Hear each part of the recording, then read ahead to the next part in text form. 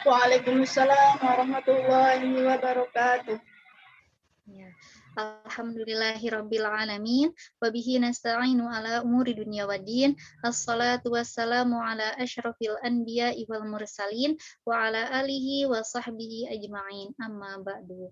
Alhamdulillah, pada sore hari ini ya para solihat semuanya kita bisa berkumpul virtual dalam keadaan sehat walafiat dan juga mudah-mudahan semuanya berada dalam keselamatan, dalam berpuasanya juga puasa yang diterima oleh Allah, dan insya Allah pada sore hari ini kita akan melaksanakan taklim bersama. Salawat serta salam semoga selalu tercurah limpahkan kepada baginda besar kita, yakni Nabi Muhammad Sallallahu Alaihi Wasallam, idola kita yang mengajarkan kita banyak hal ya tentang kebenaran, tentang petunjuk agama, dan juga yang menyampaikan wasilah tentang berpuasa ya selain dari Al-Quran juga dikuatkan oleh hadis-hadisnya. Semoga kita senantiasa berada dalam syafaatnya ya hingga ketika di akhir kelak. Amin ya Allah ya Rabbal Alamin. Ya, alhamdulillah saya ucapkan terima kasih kepada semuanya, terus kepada pimpinan Pondok Rumah Quran Hidayah yang telah menyediakan demonstrasi kajian sarana prasarananya untuk keberlangsungan pembelajaran para hafiz dan para hafizah ya untuk para muslimah di seluruh penjuru dunia, Masya Allah. Dan juga ucapkan terima kasih kepada para pengurus dan para pengajar yang telah berjuang pagi dan malam untuk melayani dan memfasilitasi santriwati Rumah Quranul Hidayah.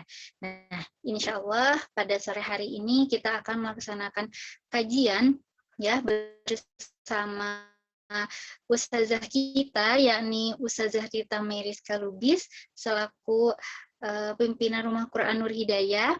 Dan insya Allah kajian ini akan menjadi kajian rutinan yang akan dilaksanakan setiap Sabtu dan Minggu. Jadi untuk para santriwati dan juga para muslimah solehah untuk senantiasa stay tune ya untuk hadir kita mengisi sore kita nih menjelang berbuka puasa dengan amalan-amalan yang baik. Nah, terutama dalam kegiatan taklim ini. Masya Allah ya, karena kegiatan taklim kita menghadiri majelis ilmu itu merupakan satu hal yang luar biasa karena di sana Allah melimpahkan banyak rahmatnya dengan mengirimkan para malaikat berdoa untuk para orang-orang yang menuntut ilmu, dan mudah-mudahan kehadiran ketenangan dan juga keselamatan serta hidayah tersampaikan untuk kita semua. Amin ya Allah ya Rabbal Alamin. Ya.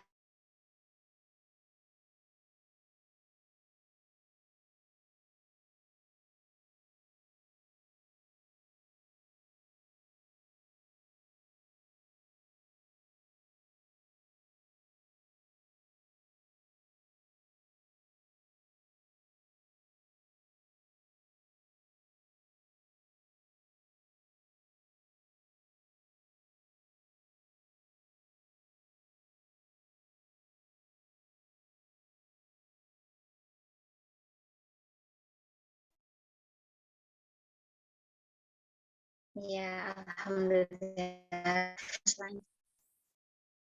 Selanjutnya agar kegiatan ini lebih barokah ya, mari kita isi dengan tilawatil Quran yang insya Allah akan dibacakan oleh kita yaitu Silvi. Kepada beliau saya persilahkan. Bismillahirrahmanirrahim. Assalamualaikum warahmatullahi wabarakatuh. Waalaikumsalam warahmatullahi wabarakatuh. A'udzu billahi minasy syaithanir rajim. Bismillahirrahmanirrahim. Ya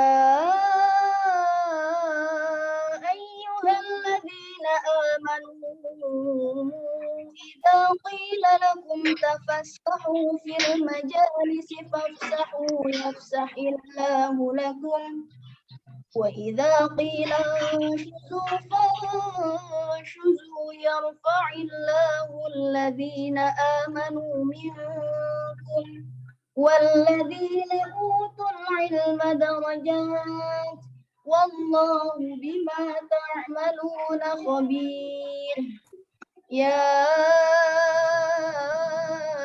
أيها الذين آمنوا إذا ناجيتم الرسول فقدموا بين يدي نجواكم صدقة ذلك خير لكم وأطهر فإن لم تجدوا فإن الله غفور رحيم Sadaqallahul azim, yang artinya, wahai orang-orang yang beriman, apabila dikatakan kepadamu, berilah kelapangan di dalam majelis-majelis, maka lapangkanlah, niscaya Allah akan memberi kelapangan untukmu. Dan apabila dikatakan, berdirilah kamu, maka berdirilah, niscaya Allah akan mengangkat derajat orang-orang yang beriman di antaramu, dan orang-orang yang diberi ilmu beberapa derajat.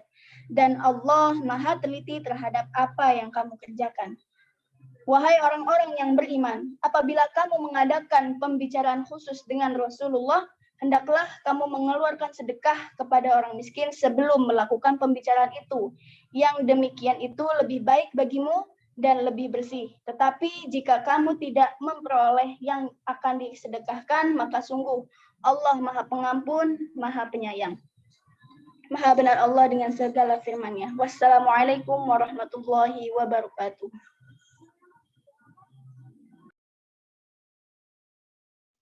Assalamualaikum warahmatullahi wabarakatuh. Syukran kepada Silvi atas lantunan ayat suci Al-Qur'annya. Semoga dengan dibacakannya ayat suci Al-Qur'an mampu menambah keberkahan kita ya pada saat kita ini bulan hari, Masya Allah. Ya, alhamdulillah. Nah, selanjutnya kita akan beranjak kepada ya yang sudah ditunggu, yaitu dengan tema Taklim Muta. Itu salah satu klasik yang tentunya sudah tidak asing ya bagi para santri, para penuntut ilmu, yang menjadikan kitab tersebut sudah menjadi panduan ya, panduan pokok untuk para santri, para penuntut ilmu yang bertujuan senantiasa agar ilmu itu bisa bermanfaat dan bisa berkah. Masya Allah, ini cocok sekali nih untuk kita ya, selaku seorang muslimah, ya muslimah pembelajar adalah muslimah yang mau tahu ya, mau mendapatkan keberkahan ilmunya, karena kan kita setiap hari dari kecil belajar sampai dewasanya kita merasakan lelahnya menuntut ilmu, namun hanya sedikit sekali orang-orang yang bisa mendapatkan keberkahan dari ilmu itu tersebut ya. Maka dari itu, untuk lebih dalamnya lagi mengupas mengenai kitab Taklim Muta'alim, dan mudah-mudahan kita mendapatkan keberkahan dari kitab tersebut dan ilmunya, maka langsung saja Ana persilahkan kepada Ustazah Tirta untuk menyampaikan materinya. Assalamualaikum Ustazah. Waalaikumsalam, Ukti Suci. Gimana kabarnya? Alhamdulillah, sehat Ustazah. Mudah-mudahan lancar ya ini sinyalnya, karena di rumah Ana hujan. Oh, Masya Allah, Alhamdulillah. Di Kabupaten Nganjuk juga ada hujan sekarang. Semoga-moga Allah beri keriduan kita supaya diperlancar ya agenda sore hari ini. Amin, amin ya Rabbal Alamin. Ukti Suci, terima kasih ya waktu dan kesempatannya. Izin Ana melanjutkan. Bismillahirrahmanirrahim. Assalamualaikum warahmatullahi wabarakatuh. Waalaikumsalam warahmatullahi wabarakatuh. Alhamdulillahirabbil alamin wassalatu wassalamu ala asrofil anbiya wal mursalin wa ala alihi washabbihi ajmain amma ba'du. Rabbi shrahli sadri wa yassirli amri wahlul 'uqdatam min lisani yafqahu qawli. Alhamdulillahirabbil alamin. Alhamdulillahirabbil alamin. Sholihah semuanya. Bagaimana kabarnya semuanya? Alhamdulillah baik Ustazah. Masya Allah, Alhamdulillah. Hari ini ada yang hari kedua puasa, ada yang hari pertama puasa. Semoga Allah berikan keridhaan, Allah berikan kebaikan, Allah ridhoi semua amalan yang teman-teman lakukan dari mulai kemarin, juga hari ini, dan seterusnya. Amin, amin, ya rabbal alamin. Tentu rasa syukur selalu terlimpahkan kepada Allah Subhanahu wa Ta'ala yang senantiasa memberikan kita kesempatan, senantiasa memberikan kita kesehatan, senantiasa memberikan kita kebahagiaan, sehingga kita bisa masih diberi kesempatan untuk hidup pada detik ini, untuk bisa menekan tombol Zoom, untuk bisa bersama-sama kita belajar pada sore hari ini. Salawat serta salam semoga selalu terlimpahkan kepada junjungan kita, Nabi Muhammad SAW, yang merupakan teladan terbaik untuk kita semuanya. Yang semoga kita semuanya kelak di akhirat nanti mendapatkan syafaat dari beliau. Amin, amin, ya rabbal alamin. Kemudian terima kasih kepada Uti Suci dan seluruh pengurus Rumah Quran Nur Hidayah. Masya Allah, luar biasa sekali. Sudah mempersiapkan agenda setiap hari. Jadi Rumah Quran Nur Hidayah baik online maupun offline selalu berkegiatan setiap hari teman-teman sekalian. Dan pastikan teman-teman aktif untuk mengikuti agenda-agenda tersebut, karena insya Allah agenda-agenda tersebut bermanfaat dan juga bisa menebarkan kebaikan untuk seluruh penjuru dunia, khususnya para muslimah. Nah, pada hari ini teman-teman semuanya, alhamdulillah saya senang sekali karena beberapa teman-teman namanya juga baru saya baca untuk mengikuti kajian di Rukun, dan juga beberapa rutin untuk mengikuti kajian. Masya Allah, ahlan wa sahlan di kajian Rukun, mungkin ini kali pertamanya teman-teman semuanya, dan boleh di chat di kolom komentar teman-teman dari mana saja ini, domisilinya sekarang ada di mana, supaya kita saling tahu teman-teman semuanya. Masya Allah, Uti Tisa dari Palembang. Masya Allah. Kita juga ada santriwati di Palembang. Kemarin, alhamdulillah kita mengadakan acara kita santunan ya kepada salah seorang dari Palembang. Ya nanti insya Allah semoga Uti Tisa bisa bergabung di Rumah Quran Nur Hidayah, jadi keluarga besar kita semakin banyak. Kemudian ada juga dari Uti Lisa Mojokerto, Masya Allah, Jawa Timur, Bogor. Kemudian ada Uti Alma dari Nganjuk, Uti Santi dari Makassar, dan lain sebagainya. Salam kenal teman-teman semuanya yang baru kenal, dan salam ukhuwah untuk yang terus menjalin ukhuwah dari dulu sampai sekarang. Nah, teman-teman sekalian, pada sore hari ini kita akan membahas tentang satu kitab yang mana sangat fenomenal, yang mana walaupun kitab tersebut sangat-sangat penting, sangat-sangat butuh kita pelajari sebagai penuntut ilmu, ternyata banyak dari kita yang belum mengetahui kitab Ta'lim Ta'alim. Banyak yang belum mengetahui apa manfaat kita belajar tentang kitab tersebut.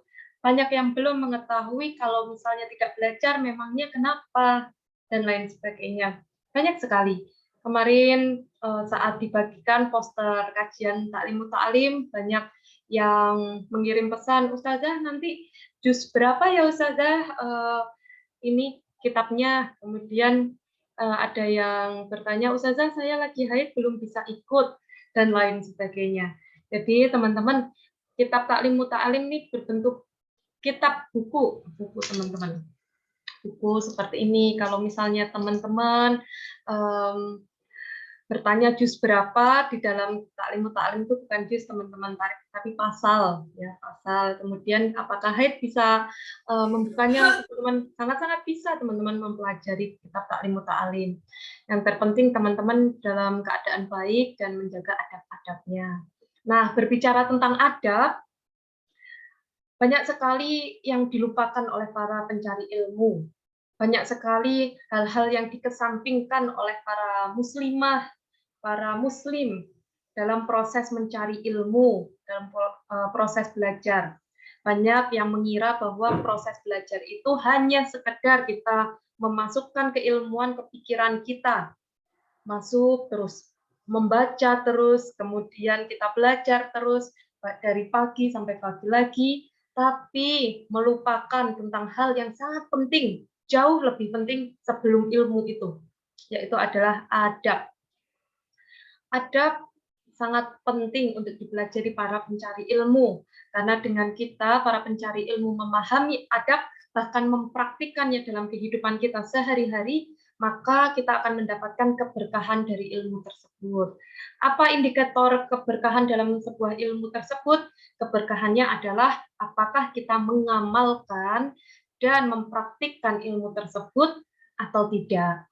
Ketika ilmu tersebut berkah, maka kita akan berusaha mengamalkan ilmu yang sudah kita pelajari. Tapi ketika ilmu tersebut belum mendapatkan keberkahan dari Allah, maka kita akan mudah lupa. Kita akan masuk telinga kanan, keluar telinga kiri, atau masuk telinga kanan, belum sampai keluar telinga kiri, udah keluar dari telinga kanan. Mantul, teman-teman.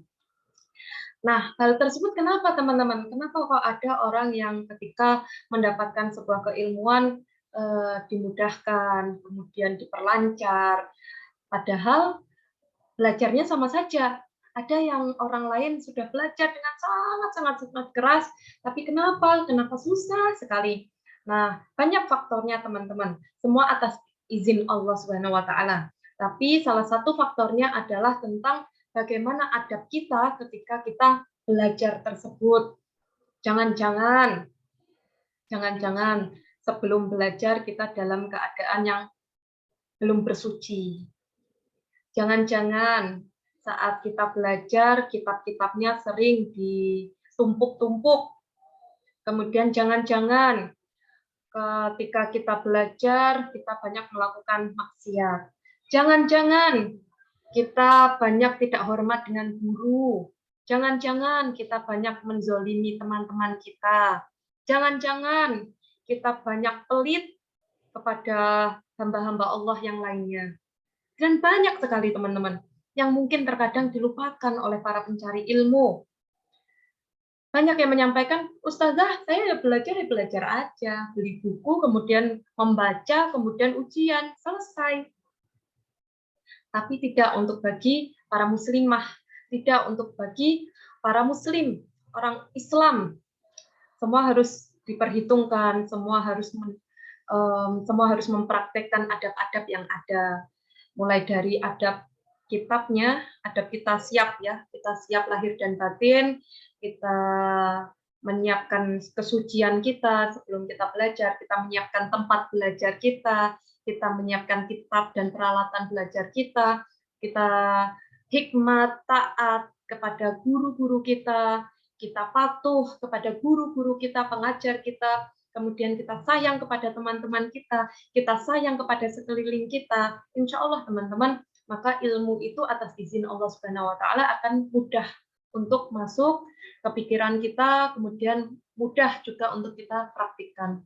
Maka teman-teman sekalian, sebagai mukadimah ini, mari kita beri diri kita motivasi, beri diri kita semangat bahwa selama kita belajar, bukan hanya tentang kita membaca, kita menganalisis, kita tentang mengerjakan soal, tapi tentang bagaimana proses kita belajar, proses kita mencari ilmu tersebut. Apakah selama ini kita banyak untuk melakukan hal-hal yang berbau dosa atau sebaliknya? Maka di momen pembukaan ini marilah kita muhasabah juga. Muhasabah, ya Allah, ternyata masa lalu saya seperti ini. Makanya dulu saya seperti itu. Ya Allah, alhamdulillah Engkau beri hamba kemudahan-kemudahan dalam belajar. Alhamdulillah wasilah dari ridhonya para guru-guru saya, ridhonya para teman-teman saya, ridhonya orang tua saya belajar di sini, saya menempuh ilmu di berbagai kota di Indonesia. Alhamdulillah Engkau mudahkan otak saya untuk mencerna keilmuan ini. Pernah melihat teman-temannya yang kiranya belajarnya biasa saja, tapi Masya Allah jeniusnya luar biasa.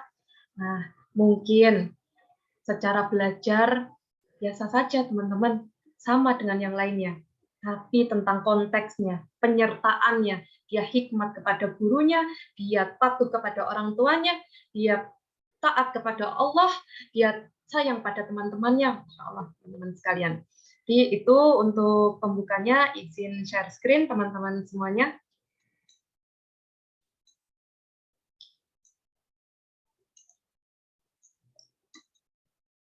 Kita belajar tentang kitab Ta'lim Muta'alim. Nah, bagi teman-teman yang memang belum mempunyai kitabnya, nggak apa-apa teman-teman, kita sama-sama belajar. Tapi ke depan teman-teman ketika ingin lebih mendalami tentang kitabnya, silakan punya di rumah, punya di perpustakaan mini di rumahnya, karena ini sangat penting sekali teman-teman sekalian. Nah, di Rumah Quran Nur Hidayah kita memakai kitab ini, Ta'lim Muta'alim. Ada banyak jenisnya teman-teman, banyak sekali teman-teman. Kita bisa memilih sesuai dengan yang senyamannya teman-teman. Di Rumah Quran Nur Hidayah, dari Lirboyo Press, dari pesantren di Kediri, dan juga kita pelajari merupakan kurikulum wajib di Rumah Quran Nur Hidayah Nganjuk. Bahkan di rukun Nganjuk ini kita wajibkan untuk hafal teman-teman kitab Ta'lim Muta'alim. Jadi bukan hanya dibaca, tapi hafal teman-teman. Di dalam kitab Ta'lim Muta'alim ini ada 13 pasal, yang mana setiap pasalnya membahas dengan sangat detail tentang adab-adab orang untuk belajar. Ketika dulu pertama kali saya mengkhatamkan kitab Ta'lim Muta'alim, teman-teman semuanya, rasanya itu Masya Allah teman-teman, pandangan saya terhadap keilmuan itu menjadi sangat luar biasa sekali. Rasa-rasanya hidup ini adalah tentang kita belajar setiap hari, kita belajar setiap waktu, kepada siapapun, dimanapun, kapanpun. Kemudian akhirnya saya lapar lagi teman-teman, dan saya mengulang lagi untuk murojaah kitab Ta'lim Muta'alim, sampai akhirnya detik ini mengajar di Rumah Quran Nur Hidayah untuk menyimak hafalan teman-teman Ta'lim Muta'alim. Nah, harapannya semoga dengan teman-teman mengenal kitab ini, teman-teman menjadi jauh lebih semangat dari sebelumnya. Kalau sebelumnya sudah semangat nih belajar, ikut kajian jam berapapun, siapapun pengisinya, saya semangat terus. Insya Allah dengan belajar kitab Ta'lim Muta'alim semakin semangat teman-teman, girohnya semakin luar biasa. Insya Allah. Nah, kita berbicara tentang teman-teman, karena banyak dari kita semua yang belum mengetahui tentang kitab ini, mengapa penting mempelajari kitab Ta'lim Muta'alim. Teman-teman silakan nanti dibaca ataupun di screenshot. Jadi penulis dari kitab Ta'lim Muta'alim ini adalah Syekh Burhanuddin Azam Zarnuji. Beliau menyampaikan bahwa latar belakang untuk menulis kitab Ta'lim Muta'alim ini adalah setelah beliau mengamati banyak para pencari ilmu, baik pelajar, santri, mahasiswa-mahasiswi, pada generasi beliau, ternyata mereka banyak mendapatkan ilmu, tapi tidak mendapatkan mencapai manfaat dari buahnya. Yaitu apa buah dari ilmu tersebut, teman-teman? Adalah pengamalan dan penyebarannya. Hal ini disebabkan oleh kesalahan mereka menempuh jalan dan mengabaikan syarat-syarat menuntut ilmu. Padahal setiap orang yang salah jalan, maka ia akan tersesat dan tidak dapat mencapai tujuannya, baik sedikit maupun banyak. Maka dari itu beliau menyusun kitab Ta'lim Muta'alim ini supaya bisa dijadikan pedoman bagi pelajar-pelajar Islam, khususnya bagi santri yang ingin mengkaji kitab tersebut lebih dalam lagi. Jadi teman-teman, kalau kita ringkas, latar belakang Syekh Zarnuji ini menulis kitab ini adalah beliau melihat orang-orang di sekitarnya, para pelajar-pelajar, santri, mahasiswa-mahasiswi, ternyata mereka belajar terus setiap hari. Tapi mereka nggak mendapatkan hasil atau buah dari pembelajarannya itu. Apa Ustazah buah dari pembelajaran kita mencari ilmu ini adalah pengamalan dan penyebarannya. Jadi indikator kita berhasil dalam mencapai keilmuan adalah tentang pengamalan ilmu tersebut dan juga kita menyebarkan ilmu tersebut seluas-luasnya. Jadi kalau kita berbicara dakwah itu bukan tugasnya para ustadz-ustazah saja, teman-teman. Dakwah itu adalah tugas kita semuanya. tugas kita sebagai khalifah di muka bumi ini. Karena apa? Sebagai buah bahwa kita pernah belajar, bahwa kita pernah menempuh ilmu, dan sedang terus mencari ilmu, maka kita terus mengamalkan ilmu tersebut dan menyebarkan ilmu tersebut ke sebanyak-banyaknya orang, teman-teman. Dan jangan malu, teman-teman, sampaikanlah walau satu ayat. Kalau teman-teman hari ini, sore ini mendapatkan ilmu yang bermanfaat, yang membuat teman-teman termotivasi, sampaikan kepada orang lain. Ketika teman-teman menjadi santriwati rukun, sampaikan kepada orang lain apa yang teman-teman dapatkan. Karena itu termasuk buah hasil dari teman-teman proses belajar, teman-teman semuanya. Nah, kita akan memulai dengan pendahuluan tentang kitab Ta'lim Muta'alim ini adalah yang pertama, dampak perkembangan ilmu pengetahuan dan teknologi. Kita mengetahui, teman-teman, bahwa pengetahuan dan teknologi dari waktu ke waktu itu selalu berkembang. Setiap hari selalu ada inovasi, setiap hari selalu ada pertumbuhan, setiap hari selalu ada hal yang bagus dalam perkembangan ilmu pengetahuan dan teknologi atau yang biasa disingkat IPTEK. Nah, setidaknya ada dampak positif dan juga negatif dari perkembangan ilmu pengetahuan dan teknologi tersebut. Dari dampak positifnya, tentunya berbagai bidang dalam kehidupan, baik bidang pendidikan, ekonomi, sosial, budaya, politik, dan lain sebagainya. Beberapa di antaranya adalah sistem pendidikan lebih tertata dengan adanya perkembangan ilmu pengetahuan ini, teman-teman. Kemudian setiap hari ada inovasi pendidikan, seperti kita bisa Zoom online, Google Meet, Skype, itu termasuk inovasi dalam bidang pendidikan dan juga teknologi, teman-teman semuanya. Kita bisa terhubung satu sama lain dengan sosial media kah, kita bisa belajar melalui berbagai platform kah, banyak sekarang kelas-kelas online yang bisa kita akses setiap waktu, kemudian juga berbagi hasil riset. Penting sekali, teman-teman, untuk bagi akademisi untuk pernah mempublikasikan risetnya tentang penelitian-penelitian, tulisannya. Karena apa? Dengan berbaginya riset itu, buah karya dari pemikiran seseorang ataupun sekelompok orang itu yang akan menjadi rujukan praktisi-praktisi menciptakan atau mempraktikkan dalam kehidupan di sesuai bidangnya tersebut. Maka bagi teman-teman yang sekarang berkecimpung di dunia akademisi, pasti sudah merasakan perkembangan IPTEK ini dalam bidang hasil riset. Kemudian yang keempat, dengan adanya perkembangan IPTEK ini tentunya sampai membuat kita mudah sekali akses informasi. Kalau kita pengen tahu info di negara tertentu, dengan cepat kita akan mendapatkannya. Kita ingin tahu harga bahan pokok, kita tinggal search di Google, kita langsung tahu, teman-teman. Kita ingin tahu suatu pembelajaran apapun, kita search di YouTube maupun di platform lainnya, kita langsung tahu, teman-teman. Sehingga mudah sekali akses informasi di zaman perkembangan IPTEK ini. Kemudian juga pembangunan ekonomi semakin meningkat, tentu dengan adanya arus globalisasi ini, hubungan antar negara semakin erat, sehingga bisa menjalin kerjasama baik multilateral maupun bilateral. Yang ini akan berdampak baik secara makro maupun mikro dalam sebuah negara.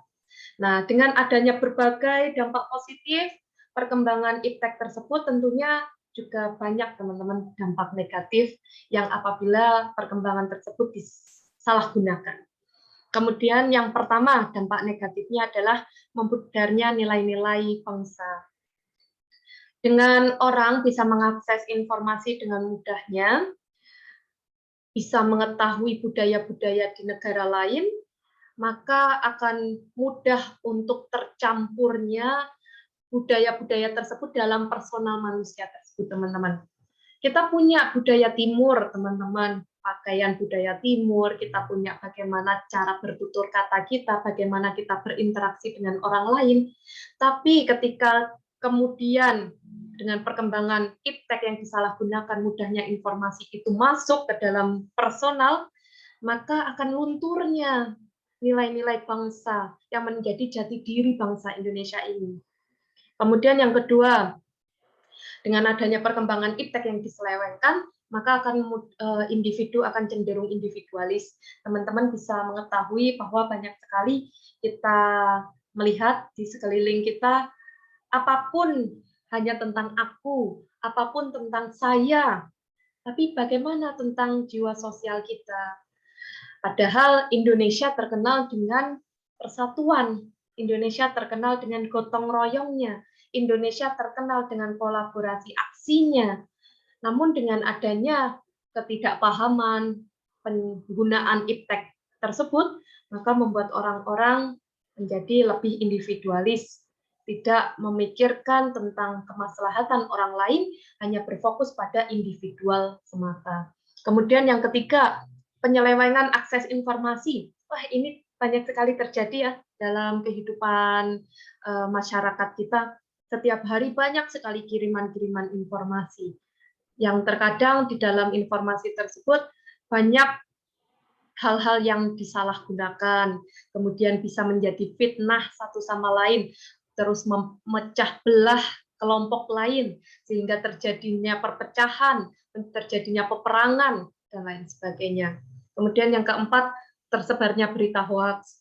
Tentu teman-teman, dengan adanya kemudahan iptek ini, banyak orang-orang yang mempunyai kepentingan membuat suatu strategi menjatuhkan kelompok maupun secara personal. Kemudian yang kelima, karakter personal semakin menurun. Tentu teman-teman, dengan penyalahgunaan iptek ini, orang-orang menjadi krisis identitas. Sebenarnya identitas dirinya ini seperti apa? Melihat orang lain yang punya identitas tertentu, ingin, identitas lainnya ingin, identitas yang lainnya ingin. Akhirnya apa dampaknya? Krisis identitas pada personal. Nggak punya kekuatan identitas karakternya. Maka dengan adanya perkembangan iptek yang tidak dimanajemen dengan baik, orang menjadi salah arah, menjadi ambyar dalam menilai dirinya sendiri. Sebenarnya aku ini siapa, sebenarnya ke depan ini aku ingin punya value apa dalam diriku, akhirnya ikut-ikut aja orang-orang lain, gitu teman-teman. Nah, kemudian yang kedua, pentingnya mengkaji warisan intelektual Muslim. Di dalam kitab Ta'lim Muta'alim ini, salah satunya kenapa adanya kitab ini adalah penting sekali teman-teman untuk kita melihat bahwa para leluhur-leluhur kita, sahabat-sahabat Nabi, kemudian para ulama-ulama kita, cerdasnya luar biasa teman-teman. Baik cerdas secara spiritual, cerdas secara intelektual, cerdas secara emosional. Semuanya lengkap teman-teman.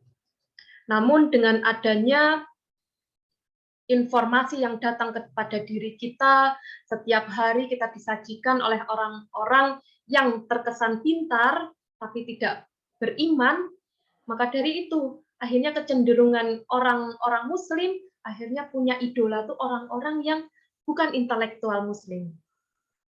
Punya idola bukan orang-orang cendekiawan Muslim. Mereka punya idolanya adalah orang-orang yang belum beriman, teman-teman sekalian. Maka penting sekali bagi kita mempelajari sebuah kitab. Untuk apa? Kita semakin mengetahui bahwa orang-orang yang Islam, orang-orang yang sudah beriman, sampai di akhir hayatnya tersebut, mereka sebenarnya sangat luar biasa cerdasnya, teman-teman. Yang patut kita jadikan role model dalam kehidupan kita. Bukan sebaliknya, teman-teman. Memiliki role model yang lainnya. Bahkan kita ketika ditanya, siapa ulama-ulama kamu? Kita alpa, kita belum mengetahui siapa ulama-ulama yang patut kita jadikan teladan. Padahal banyak sekali teman-teman, termasuk penulis dari kitab Ta'lim Muta'alim ini. Nah, kenapa penting mengkaji warisan intelektual Muslim? Tentunya sangat relevan dalam praktik pendidikan saat ini. Kita bisa juga belajar tentang sejarah. Dengan kita belajar sejarah, kita bisa mengambil pembelajaran. Kalau misalnya ada kesuksesan di masa lalu, kita pelajari strategi-strategi sukses para orang-orang di masa lalu. Kemudian kalau misalnya ada ketidaksuksesan di masa lalu, kita pelajari kenapa sampai bisa tidak berhasil, sehingga tidak terulang lagi kesalahan di masa depan. Nah, ini penting sekali teman-teman kita belajar tentang sejarah, karena dengan kita belajar dengan sejarah, kita bisa mengambil hikmah, kita bisa mengambil hal-hal yang bisa kita terapkan di masa depan kita. Gitu teman-teman. Yang ketiga, menjadi rujukan peningkatan akhlak generasi muda. Kalau teman-teman sering membaca sirah, sering membaca tentang kisah-kisah sahabat Nabi, sering membaca kitab-kitab karangan ulama-ulama, maka insya Allah teman-teman kita akan menjadi termotivasi untuk menjadi generasi pejuang, generasi yang memberikan seluruh sumber daya yang dititipkan Allah dalam dirinya untuk berjuang, untuk bisa menciarkan Islam dengan totalitas. Nah, kalau kita belajar tentang mengkaji tentang warisan intelektual Muslim, maka membuat kita menjadi sadar teman-teman bahwa kalau kita punya cita-cita, sangat menyedihkan sekali kalau cita-citanya adalah untuk hanya diri kita sendiri. Saya ulangi, dengan kita mengkaji warisan intelektual Muslim, akan membuat kita sadar bahwa sangat menyedihkan sekali bahwa jika kita memiliki cita-cita hanya untuk diri kita sendiri. Kenapa Ustazah? Karena banyak sekali ulama-ulama, orang-orang sukses Muslim, cendekiawan, intelektual Muslim zaman lalu, yang mana mereka sukses karena apa teman-teman? Mereka mempunyai grand design, mereka mempunyai cita-cita, mereka mempunyai impian, bukan untuk dirinya sendiri, tapi untuk orang lain, untuk umat manusia, untuk muslim-muslimah di seluruh penjuru dunia. Maka dari itu apa? Dampak dari orang yang memiliki cita-cita untuk umat, maka dia akan berusaha untuk semaksimal mungkin mendekatkan diri kepada Allah. Karena tidak mungkin orang yang ingin mengurusi umat tanpa bantuan Allah. Tidak mungkin kita bisa melakukan semua hal dalam kehidupan kita tanpa izinnya Allah. Kemudian orang yang punya cita-cita untuk umat, mereka akan jauh lebih semangat belajarnya. Karena apa? Kalau misalnya cita-citanya hanya untuk dirinya sendiri, belajarnya akan biasa-biasa saja. Karena orientasinya akan menjadi orang pada umumnya. Orang pada umumnya seperti apa? Belajar, sekolah dari SD, SMP, SMA, kuliah, bekerja, menikah, punya rumah tangga, kemudian meninggal. Bayangannya, teman-teman. Tapi dengan orang-orang yang mewarisi kajian-kajian intelektual Muslim, punya cita-cita keumatan, maka dia akan belajar dengan sungguh-sungguh. Hari-harinya adalah untuk belajar, hari-harinya adalah untuk mengkonsumsi keilmuan-keilmuan yang sungguh layaknya samudra dalam kehidupan, teman-teman semuanya. Nah, kemudian yang ketiga, orang-orang yang punya impian, cita-cita keumatan, dia akan berusaha untuk menjalin ukhuwah, menjalin silaturahim kepada sebanyak-banyaknya orang-orang yang baik, solih-solihah. Karena mereka sadar, karena kita sadar, teman-teman, kita dalam memperjuangkan cita-cita keumatan tidak bisa sendiri. Kita harus membentuk kolaborasi, kita harus membentuk namanya jamaah, teman-teman. Maka dari itu, teman-teman, mari kita meningkatkan motivasi di sore hari ini bahwa ya Allah, jika sebelumnya saya hanya punya cita-cita tentang saya, ya Allah izinkanlah pada sore hari ini saya bertekad, saya bersungguh-sungguh, saya berjanji akan menjadi pejuang untuk cita-cita keumatan. Amin, amin, ya Rabbal Alamin. Nah, kemudian yang ketiga, pendidikan berbasis nilai Islam. Teman-teman semuanya, kita akan membahas tentang sebuah realitas dalam kehidupan kita sehari-hari. Kita ada yang belajar di tempat tertentu, kita coba analisis tentang pembelajaran di Islam. Pembelajaran Islam berbasis nilai Islam, teman-teman semuanya. Setidaknya ada 5 perbedaan pembelajaran di luar sana yang tidak memakai nilai Islam dengan nilai Islam. Yang pertama, teman-teman, pendidikan di luar sana itu mempunyai kecenderungan untuk pendidikan hanya dari manusia, teman-teman. Dari manusia dan untuk manusia. Jadi, orang-orang yang berpendidikan tanpa berbasis nilai Islam, orang-orang tersebut akan berorientasi untuk mencapai kesejahteraan dunia dengan semaksimalnya melalui indikator materialistik. Tapi kalau orang yang belajar pendidikan berbasis nilai Islam, dia menyadari bahwa pendidikan sebagai wujud pengabdian kepada Allah, teman-teman semuanya. Orang yang pendidikan berbasis Islam, maka dia menyadari bahwa dirinya adalah berstatus sebagai hamba Allah dan khalifah di muka bumi ini. Berbeda dengan orang-orang yang tanpa basis pendidikan Islam. Maka semuanya hanya untuk mencangkup, mencari kehidupan dunia yang berbasis materialistis. Kemudian yang kedua, orang-orang yang berpendidikan di luar basis Islam akan berorientasi bahwa pendidikan hanyalah untuk dirinya sendiri. Apabila dia belajar dengan sebanyak-banyaknya, maka itu akan menjadi konsekuensinya sendiri. Kalau dia tidak belajar, dia akan menjadi konsekuensi dirinya sendiri. Tapi kalau basisnya Islam, maka kita menyadari, teman-teman, ketika kita belajar, memperoleh ilmu, semuanya terdapat hak Allah dan hak makhluknya dalam pendidikan. Apa Ustazah maksudnya dalam pendidikan ada hak Allah dan hak makhluknya? Begini teman-teman semuanya. Ketika kita menyadari bahwa pendidikan ini tidak sepenuhnya menjadi hak pembelajar, tapi ada hak Allah dan hak makhluknya, membuat kita menjadi termotivasi bahwa setiap apapun yang kita pelajari, maka kelak akan dipertanggungjawabkan. Kita belajar hari ini, belajar tentang ilmu apapun. Kemudian setelah kita belajar, apakah kita mengamalkannya? Nah, orang-orang yang sudah mempunyai mindset bahwa pendidikan berbasis nilai Islam ini penting, maka dia akan cenderung dalam mempelajari suatu hal, ikut kursus apapun, ikut nyantri dimanapun. Ya Allah, izinkanlah kelak Engkau permudah dalam proses pertanggungjawaban hamba di akhirat. Itu haknya Allah. Kemudian haknya makhluknya Allah, bagaimana Ustazah? Ya kita sampaikan ilmu-ilmu yang kita peroleh, kita sampaikan kepada orang lain. Karena ingat, ada hak orang lain di dalam ilmu yang sudah kita pelajari tersebut.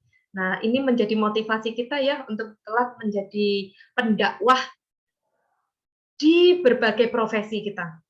Ustazah, saya guru, bisa nggak jadi pendakwah? Sangat bisa, teman-teman. Teman-teman bisa mengajar kepada anak didiknya sebelum belajar, teman-teman beri nilai-nilai moral, nilai-nilai integritas, nilai-nilai pemahaman Islam. Ustazah, saya dokter, apakah saya bisa menjadi pendakwah? Tentu bisa, teman-teman semuanya.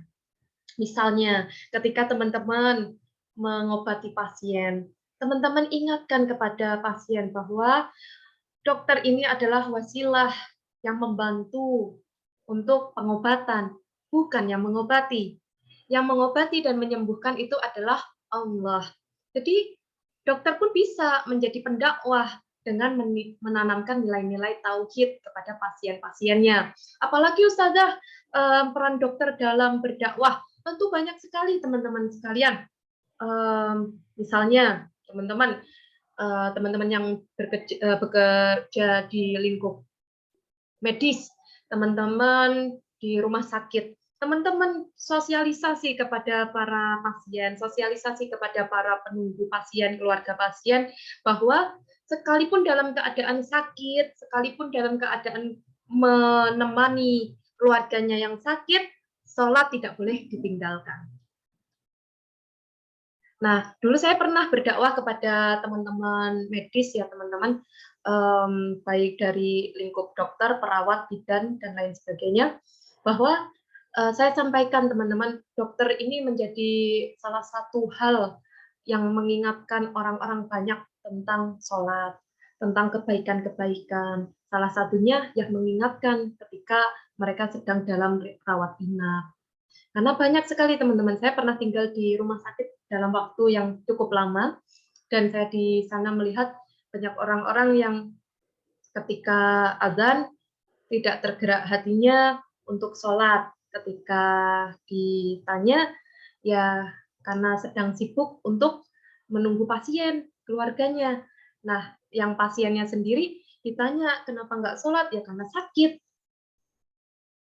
Nah, padahal kan nggak ada teman-teman, nggak ada seperti itu. Sholat tetap harus dilaksanakan bagaimanapun keadaan. Lalu gimana Ustazah untuk orang yang sakit? Tetap Allah memudahkan teman-teman dengan aturan-aturan Islam, memudahkan orang-orang yang sakit untuk sholat. Jadi tidak dipersulit, bisa dalam keadaan duduk, bisa dalam keadaan berbaring, bisa bahkan dengan hanya kedipan mata. Itu teman-teman sekalian. Sehingga ketika kita belajar pendidikan berbasis nilai Islam, insya Allah orientasi kita bahwa ada hak Allah dalam setiap ilmu yang saya dapatkan, ada hak manusia di setiap ilmu yang saya dapatkan, ada hak hewan dalam setiap ilmu yang saya dapatkan, ada hak tumbuhan di setiap ilmu yang saya dapatkan. Itu teman-teman. Untuk hewan gimana Ustazah? Tentang kita menyayangi hewan-hewan, teman-teman, hewan-hewan tertentu yang misalnya disampaikan di cerita-cerita keislaman. Misalnya kucing, Rasulullah sangat mencintai kucing. Nama kucing Rasulullah adalah Muezza. Itu teman-teman. Kemudian ada hewan lagi yang dicintai, yaitu adalah semut.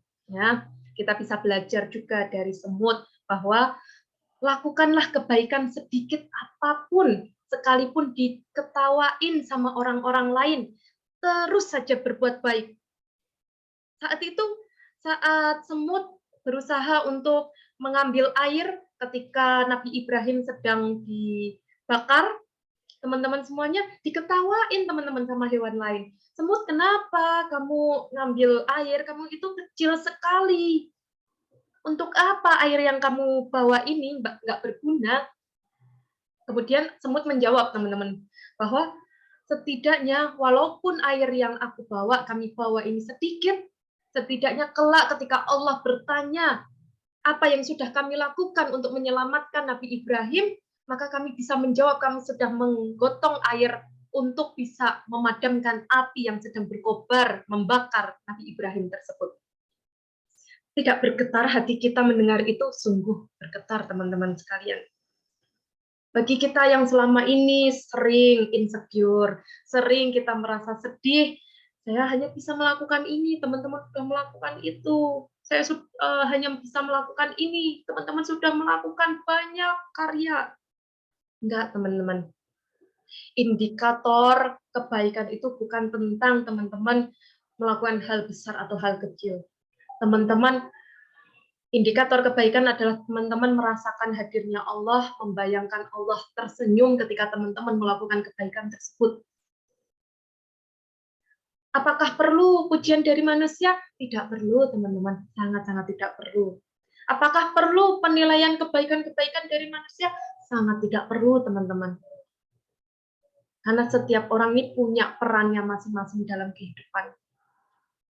Kita tidak perlu mendengarkan hal-hal yang kurang baik dari orang lain, cukup kita fokus dengan kebaikan yang sedang kita jalankan. Kemudian, pendidikan berbasis nilai Islam yang ketiga. Kalau pendidikan di luar sana itu tidak mengenal, teman-teman, yang berbasis Islam ini tidak mengenal, yang berbasis non-Islam tidak mengenal pembahasan sebelum dan sesudah mati. Tapi pendidikan yang berbasis nilai Islam selalu menekankan itu. Kehidupan sebelum mati, kita harus mengumpulkan bekal sebanyak-banyaknya, kita harus bisa beribadah, meningkatkan ibadah secara kualitas maupun kuantitas, sehingga ketika kita menjalani kehidupan sesudah mati, maka kita akan bisa mendapatkan bekal-bekal yang sudah kita kumpulkan di dunia ini. Nah, itu teman-teman, pendidikan yang berbasis Islam maka akan menjelaskan tentang bahwa kehidupan dunia ini ada ilmunya untuk bisa bahagia.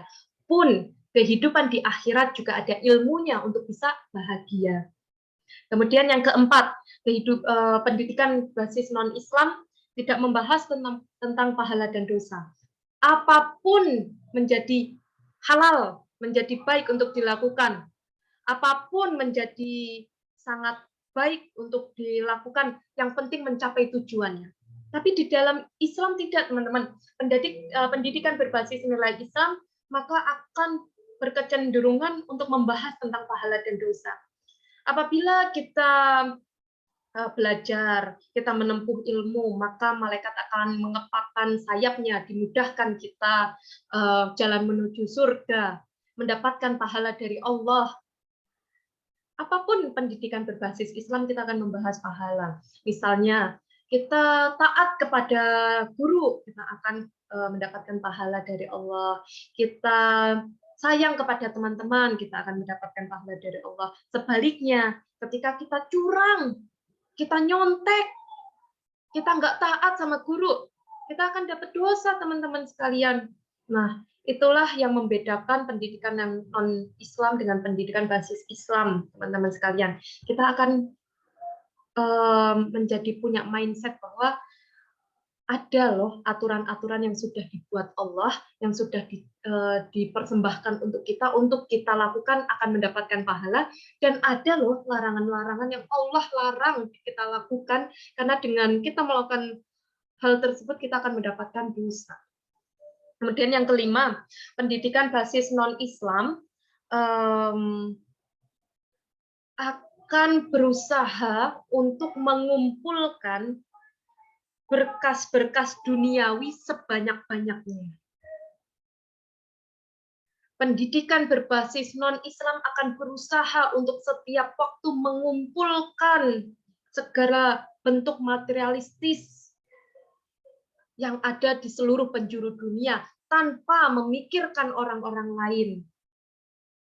Tapi orang-orang yang pendidikan berbasis nilai Islam, tujuan pendidikannya agar menjadi insan kamil. Insan kamil itu apa, teman-teman sekalian? Insan yang sempurna. Insan yang sempurna itu seperti apa, Ustazah?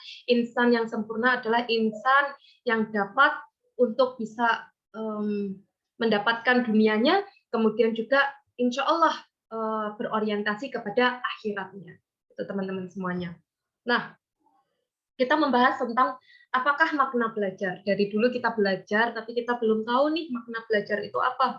Nah, menurut Syekh Az-Zarnuji, pengarang kitab Ta'limu Ta'alim, belajar adalah bernilai ibadah dan menghantarkan seseorang untuk memperoleh kebahagiaan duniawi dan ukhrawi. Untuk itu harus diniati mencari ridho Allah, kebahagiaan akhirat, mengembangkan dan melestarikan Islam, mensyukuri nikmat akal, dan menghilangkan kebodohan. Teman-teman bisa screenshot, bisa dibagikan kepada teman-teman semuanya, bahwa kita dalam proses mencari ilmu, belajar ini, kita ini adalah proses ibadah, teman-teman. Nah, proses ibadahnya ini dalam rangka apa, Ustazah? Untuk mencapai kebahagiaan dunia dan akhirat.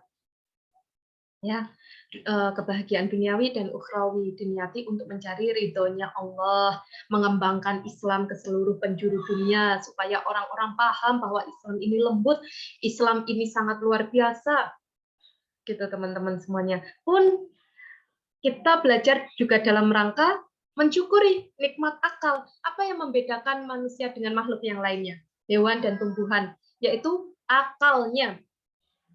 Yaitu akalnya, teman-teman. Hewan diberkahi nafsu saja, tapi manusia diberkahi juga akal.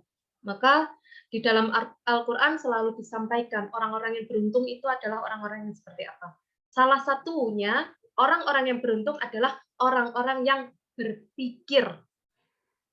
Saya ulangi, teman-teman, di dalam Al-Quran selalu disampaikan dalam berbagai ayat, siapakah orang-orang yang beruntung itu? Orang-orang yang beruntung itu adalah orang-orang yang berpikir. Nah, jadi kalau teman-teman sedang diberikan nikmat Allah untuk berpikir setiap hari, maka senyum, teman-teman. Alhamdulillah ya Allah, saya adalah orang yang beruntung. Alhamdulillah. Itu, teman-teman. Nah, tadi kita membahas tentang kebahagiaan dunia dan ukhrawi. Apa saja dimensi pendidikan dunia dan ukhrawi ini? Yang pertama duniawi, Ada tiga ranah pendidikan, yaitu kognitif, afektif, dan psikomotorik. Bagi teman-teman yang berkecimpung di dunia pendidikan, pasti sudah memahami tentang tiga ranah ini. Dan bagi teman-teman yang belum mempelajari tentang tiga ranah ini, saya akan jelaskan secara singkat bahwa keilmuan pendidikan, ranah pendidikan kognitif ini adalah yang berbasis tentang analisis pemikiran, intelektual otak teman-teman. Jadi teman-teman berpikir, menghafal, menganalisis, kemudian bisa menentukan sebuah keputusan dari kognitif. Kemudian yang kedua afektif. Afektif itu adalah tentang emosi. Jadi emosi, kecenderungan, perasaannya teman-teman semuanya. Kemudian yang ketiga adalah psikomotorik. Psikomotorik adalah tentang kinestetik, geraknya teman-teman, ilmunya teman-teman untuk bisa menggerakkan seluruh anggota tubuhnya untuk melakukan suatu kegiatan. Nah, penting sekali teman-teman ketika proses belajar, teman-teman semua bisa mengkolaborasikan tiga elemen ini. Elemen kognitif, ketika teman-teman lagi nge-zoom, teman-teman berpikir, teman-teman melihat PowerPoint-nya, teman-teman catat, teman-teman pikirkan, bahkan teman-teman berusaha sampai ada pertanyaan. Kemudian teman-teman rasakan, beri perasaan ketika sedang berpikir tersebut. Misalnya perasaannya teman-teman penasaran, teman-teman perasaannya merasa termotivasi, teman-teman perasaannya bahagia, beri perasaan-perasaan positif. Kemudian juga sering untuk bergerak, teman-teman, sering untuk bergerak. Misalnya tangannya bergerak untuk nulis, itu kan termasuk bergerak. Nah, kemudian dimensi pendidikan ukhrawi. Ukhrawi itu adalah akhirat, teman-teman. Proses mencari ilmu ini tentunya diniatkan untuk beribadah kepada Allah. Jangan ada niat nomor satu selain diniati ibadah, teman-teman. Jadi niatkan proses teman-teman belajar ini, kita semua belajar ini adalah untuk beribadah kepada Allah, mencari ridhonya Allah. Kemudian yang kedua, manifestasi perwujudan rasa syukur. Kita bersyukur teman-teman, kita diberikan Allah kesempatan hidup di dunia, maka kita harus menjadi sebaik-baiknya manusia, ya. Sebaik-baiknya makhluk adalah manusia, ya teman-teman, makhluk di muka bumi ini manusia. Tapi kita juga harus berusaha menjadi sebaik-baiknya manusia. Bagaimana menjadi sebaik-baiknya manusia itu? Dengan ilmu. Kemudian yang ketiga, memaksimalkan karunia akal. Nah, jadi kalau kita pengen bisa paket lengkap, kita pelajari tentang dimensi pendidikan ini. Belajar orientasi juga dunianya dapat, kemudian orientasi akhirannya juga dapat, teman-teman semuanya. Nah, kemudian tujuan pendidikan, teman-teman semuanya, tujuan pendidikan. Seseorang, menurut Syekh Azhar Nuji, maaf itu harusnya tanda satu penghubung. Seseorang yang menuntut ilmu harus bertujuan mengharap ridho Allah, mencari kebahagiaan di akhirat, menghilangkan kebodohan baik dari dirinya sendiri maupun dari orang lain, menghidupkan agama dan melestarikan Islam. Karena Islam itu dapat lestari kalau pemeluknya berilmu. Zuhud dan takwa tidak sah tanpa disertai ilmu. Syekh Burhanuddin Azhar Nuji menukil perkataan ulama sebuah syair yang menyampaikan seperti ini, teman-teman. Ini bagus sekali. Orang alim yang durhaka bahayanya besar. Jadi orang yang pinter tapi nggak beriman bahayanya besar, teman-teman. Sangat-sangat besar. Karena apa? Dia pintar tapi dia tidak takut sama Allah. Akhirnya apa? Mencoba minterin orang lain. Kemudian dilanjutkan lagi, tetapi orang bodoh yang tekun beribadah justru lebih besar bahayanya dibandingkan orang alim tadi.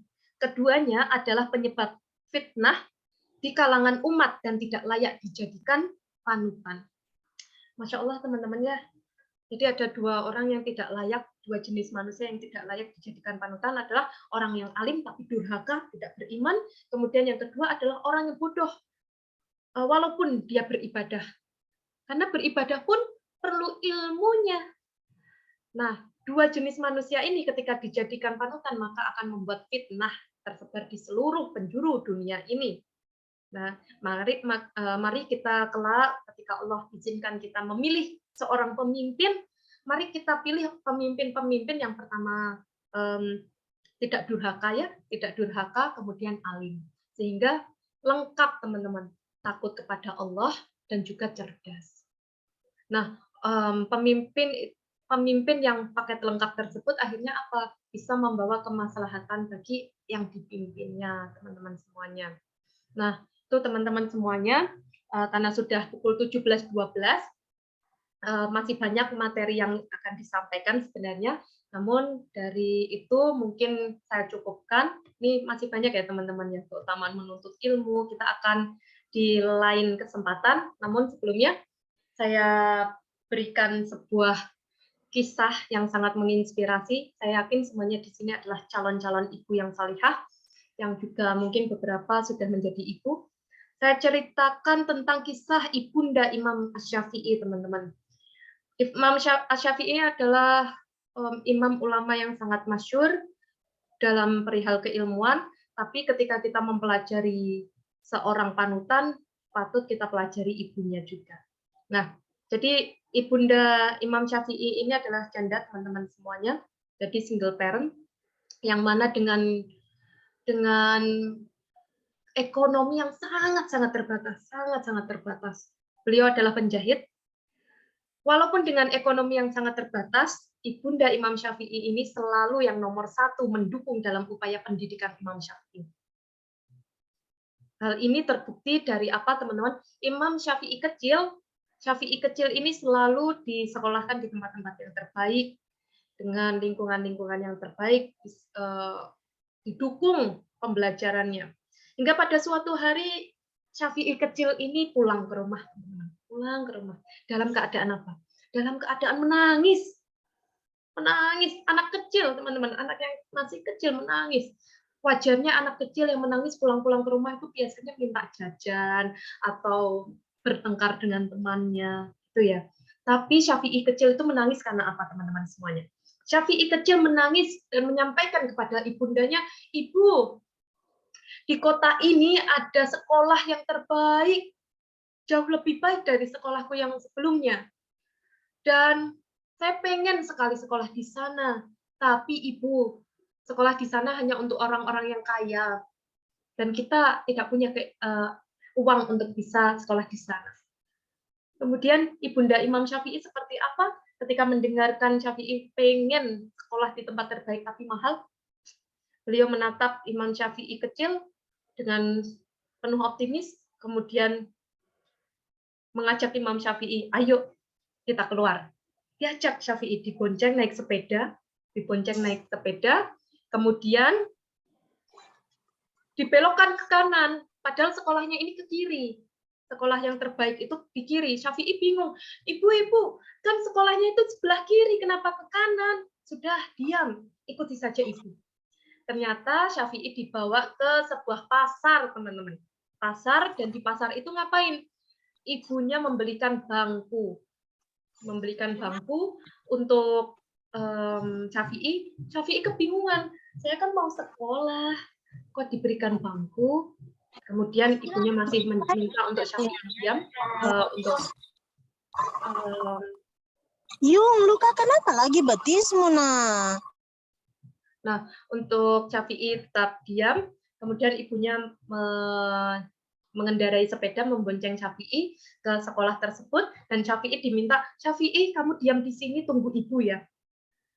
Kemudian Syafi'i menurut ibunya, diam di atas bangku tersebut. Kemudian ibunya apa, teman-teman? Berputar keliling sekolah tersebut. Berputar kenapa, Ustazah? Jadi Ibu Syafi'i tersebut berputar keliling sekolah tersebut untuk apa? Untuk ngecek, teman-teman, apakah ada suara dari guru yang bisa terdengar sampai luar. Jadi ngecek jendela, ngecek pintunya katakanlah, supaya di mana ya titik-titik kelas yang bisa terdengar sampai luar. Gitu, teman-teman.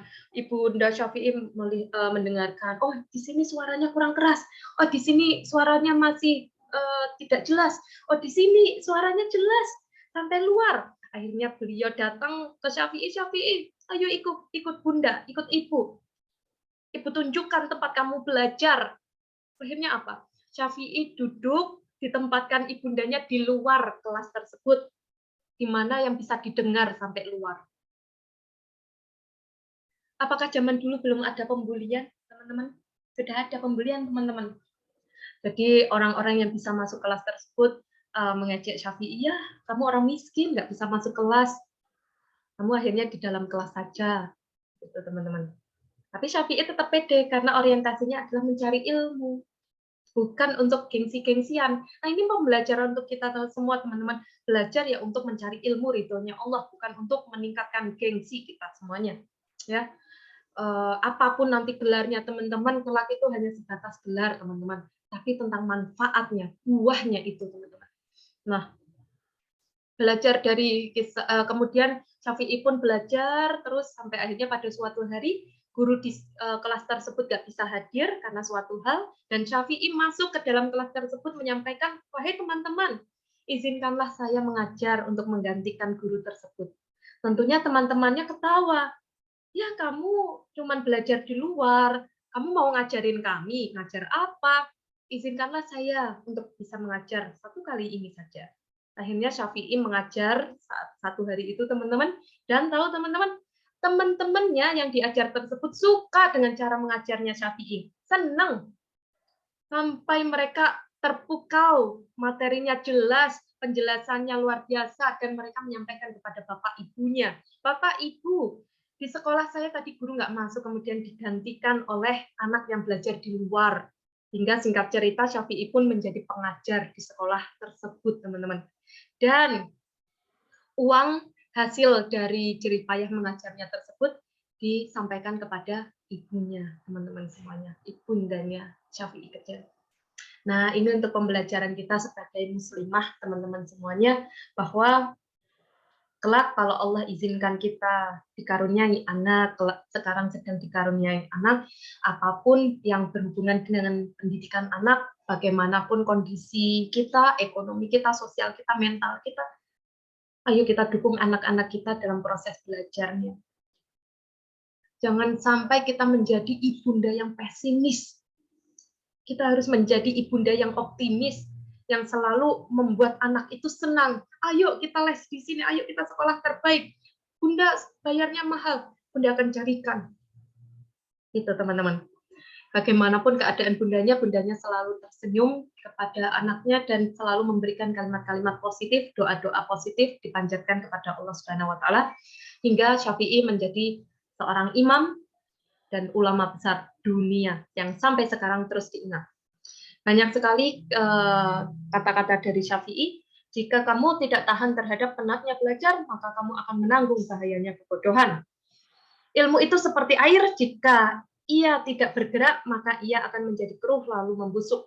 Siapa yang menghendaki kehidupan dunia, maka harus disertai dengan ilmu. Dan siapa yang menghendaki kehidupan akhirat, juga harus dengan ilmu. Nah, itu motivasi untuk kita semuanya, para muslimah yang alhamdulillah masih bertahan di titik ini, belajar bersama. Semoga dengan penjelasan tadi, motivasi tadi membuat kita girohnya semangat untuk menjadi pembelajar sejati sampai akhir hayat. Itu saya cukupkan. Terima kasih atas perhatiannya. Mungkin nanti tanya jawab cukup satu pertanyaan. Kita akan lanjutkan di kelas pertemuan berikutnya. Saya akhiri. Wassalamualaikum warahmatullahi wabarakatuh. Waalaikumsalam warahmatullahi wabarakatuh. Syukron jazilan Ustazah Tirta atas materinya, Masya Allah luar biasa sekali ya. Materinya sangat menggugah dan memotivasi kita ya selaku muslimah untuk menjadi muslimah yang pembelajar sejati ya. Ya, alhamdulillah sekarang sudah pukul 17.21. Kami beri izin untuk para peserta jika ada yang bertanya hanya untuk satu pertanyaan saja ya. Barangkali para peserta, para muslimah semua di sini ada yang ingin bertanya, mencari tahu kegundahan hatinya terutama dalam menuntut ilmu. Boleh nih, boleh ya ibu-ibu ataupun yang masih sekolah, mahasiswa ya, tentang problematikanya yang sedang dihadapi mengenai menuntut ilmu. Ya, masih dikasih waktu ya. Masya Allah, Ustazah sangat luar biasa sekali ya. Kita terkadang kita memahaminya bahwa belajar itu ya untuk gengsinya kita, untuk mengikuti keinginan orang tua kita ya. Kadang orang tua kita keinginannya terlalu besar di sekolah, ngikutin harus sekolah di sini, ngelakuin apa kerja harus kerja di sini, gitu ya. Kita tidak punya kuasa terhadap diri kita sendiri. Jadi kita tidak memahami esensi ilmu itu ternyata untuk apa. Masya Allah. Nah, adakah para santriwati yang ingin bertanya?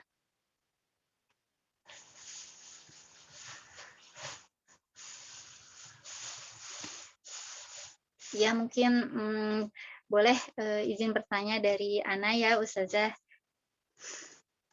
Ya, Ustazah, nah karena sekarang itu fenomenanya zaman sekarang itu bebas ya Ustazah, kemaksiatan itu di mana-mana. Nah, katanya salah satu penghalang keberkahan ilmu adalah jangan melakukan maksiat ya Ustazah. Nah, itu bagaimana sih cara kita untuk meminimalisir hal tersebut? Dan bagaimana agar apakah kemaksiatan itu bisa dihindari atau hanya bisa diminimalisir karena melihat dunia ini banyak sekali fitnahnya. Kurang lebih seperti itu, Ustazah. Nah, Masya Allah, Ustazah Suci, terima kasih ya atas pertanyaannya ya luar biasa ya. Ini juga sebenarnya mau disampaikan juga di materi yang tadi kita lewatkan untuk kita next pertemuan saja. Jadi teman-teman semuanya mencari ilmu ini wajib untuk semua orang-orang yang beragama Islam, baik Muslim maupun Muslimah. Dan datangnya ilmu bisa masuk kepada diri kita adalah dengan kita menipiskan atau menghilangkan dosa-dosa kita. Karena apa teman-teman? Ilmu itu adalah cahaya. Dan cahaya ini hanya bisa masuk kepada yang bersih, teman-teman semuanya. Nah, nanti di dalam kitab Ta'limu Ta'alim kita akan belajar tentang bagaimana penyucian jiwa, teman-teman. Kita akan belajar bagaimana kita bisa meminimalisir atau kita mengurangi atau bahkan kita berusaha ya untuk tidak melakukan maksiat atau dosa, teman-teman. Karena sekali kita melakukan dosa yang kecil tapi kita nggak sadar kalau itu kecil, akhirnya terulang, dan akhirnya besar. Dosa yang terakumulasi tersebutlah yang menjadi penghalang ilmu masuk. Nah, maka dari itulah para pencari ilmu ini diharuskan banyak bertaubat, banyak beristighfar. Istighfar, terus istighfar, terus istighfar, mohon ampun kepada Allah, minta maaf kepada orang-orang yang dizolimi. Bahkan teman-teman yang sering dilupakan oleh para pencari ilmu ini apa? Memutus silaturahim dengan gurunya. Guru waktu masa kecil kah, guru waktu SD, SMP, dan lain sebagainya. Dosen kah? Bagi yang sudah lulus.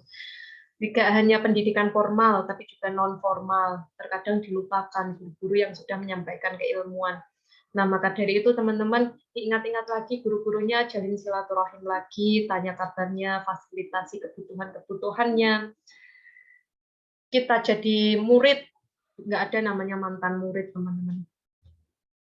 Nggak ada namanya kita ex-student, itu nggak ada.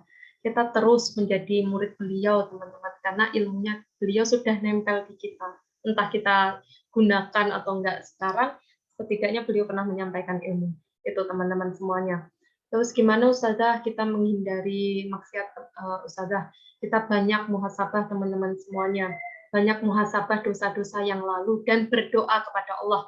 Berdoa kepada Allah untuk dihindarkan dari dosa-dosa yang mungkin dari godaan syaitan-syaitan maupun dari godaan hawa nafsu kita sendiri. Nah, di momen bulan Ramadan ini, mari gunakan kita setiap malam kita untuk sholat taubat, teman-teman semuanya. Dimulai dari bulan Ramadan ini, semoga menjadi istiqomah di bulan-bulan berikutnya. Jadikan tiap malam kita terang dengan cahaya ibadah. Itu teman-teman semuanya ya. Ayo kita buat resolusi bulan Ramadan ini, apapun itu, ngaji terus teman-teman. Bagi teman-teman yang belum masuk grup Rumah Quran Nur Hidayah, segera masuk. Karena insya Allah di sini teman-temannya para pencari ilmu, para pejuang Quran semuanya. Lingkungan sangat berpengaruh dalam proses kita jauh atau dekat dengan dosa, jauh atau dekat dengan pahala. Pastikan lingkungan kita adalah lingkungan yang solih dan solihah yang menghantarkan kita kepada kedekatan kepada Allah Subhanahu wa taala. Mungkin itu saja Suci, semoga bermanfaat. Ana izin closing statement ya. Sebelum kita tutup persiapan buka puasa ya. Teman-teman semuanya, mari kita ikuti kajian Taklim Ta'alim, kajian di Rumah Quranul Hidayah dengan rutin. Insya Allah akan bermanfaat bagi teman-teman pribadi maupun teman-teman yang lainnya. Diajak teman-temannya yang lainnya, karena buah dari ilmu tersebut adalah amal dan penyebaran. Mari kita memanen buah itu nanti, teman-teman. Nanti selepas ini teman-teman ajak sebanyak-banyaknya teman-temannya untuk masuk ke grup Rumah Quranul Hidayah. Pastikan teman-teman mendapatkan berkah dari keilmuan ya teman-teman dengan mengamalkan dan mempraktikkannya. Mungkin itu, ihdinas siratal mustaqim. Wassalamualaikum warahmatullahi wabarakatuh. Waalaikumsalam. Waalaikumsalam warahmatullahi wabarakatuh. Syukran jazilan Ustazah atas ilmunya, barakallah. Semoga ilmu yang kita timba pada sore hari ini bisa bermanfaat ya, dan bisa mendatangkan keberkahan kepada kita. Selamat dunia dan akhirat. Amin. Alhamdulillah para muslimah solehah, waktu sudah menunjukkan pukul 17.28 ya di daerah Bandung. Nah, alhamdulillah mungkin pembelajaran kita dicukupkan sekian dulu ya untuk kajian Ta'lim Ta'alim. Insya Allah mudah-mudahan kita bisa berjumpa lagi di sesi selanjutnya. Yuk, mari kita sama-sama istiqomahkan untuk menuntut ilmu. Ajak teman-temannya ya di Rumah Quranul Hidayah. Dan juga kita menimba dan mencari pahala sebanyak-banyaknya dengan dakwah, dengan berinfak, dan juga dengan melakukan kebaikan-kebaikan lainnya. Ya, maka dari itu, mari kita tutup kajian kita pada sore hari ini dengan istighfar, hamdalah, dan doa kafaratul majelis. Astagfirullahalazim. Astagfirullahalazim, astagfirullahalazim. Alhamdulillahirabbil alamin. Subhanakallahumma wa bihamdika asyhadu alla ilaha illa anta astaghfiruka wa atubu ilaih. Ya. Kurang lebihnya kami mohon maaf jika ada kurang-kurangnya, kritik, saran boleh dihubungi langsung ya ke Rumah Quranul Hidayah atau bisa langsung menghubungi kontak Ana ya. Ya, kurang lebih wabillahi taufiq wal hidayah. Wassalamualaikum warahmatullahi wabarakatuh.